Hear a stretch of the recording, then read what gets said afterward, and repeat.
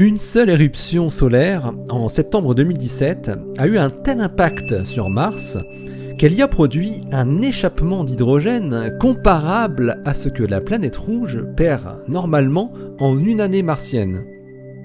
Le phénomène a été suivi par la sonde MAVEN et les résultats viennent d'être publiés. Ça se passe là-haut, par Eric Simon. Au début de l'automne 2017, une région active du Soleil a produit une série de fortes éruptions associées à une éjection de masse coronale qui a atteint Mars.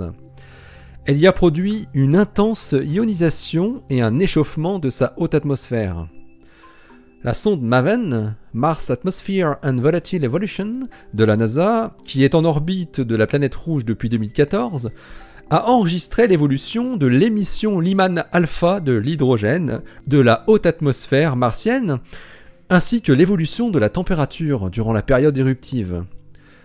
Pour mesurer la température, Majd Mayazi de l'université de Boston et ses collègues ont utilisé une mesure indirecte via le profil de densité en CO2 et en argon qui dépendent directement de la température. Cette mesure a été obtenue avec l'instrument Neutral Gas and Ion Mass Spectrometer, NGIMS, de MAVEN. Quant à la quantité d'hydrogène, elle a été suivie avec le spectrographe imageur UV de la sonde, le Imaging Ultraviolet Spectrograph, IUVS.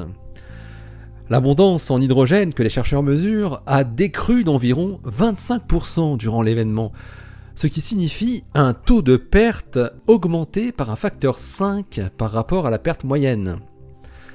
Les planétologues qui relatent ces observations dans Geophysical Research Letters montrent que l'échappement d'hydrogène sur Mars, produit par l'impact de l'éruption solaire, est lié à une augmentation de température conséquente dans la haute atmosphère martienne, passant de 206 Kelvin à 282 Kelvin.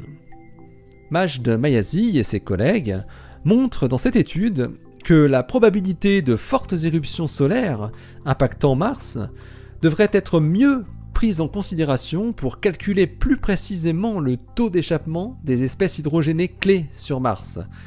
Cette amélioration du calcul devrait être cruciale notamment pour l'estimation de la quantité d'eau sur la Mars primordiale.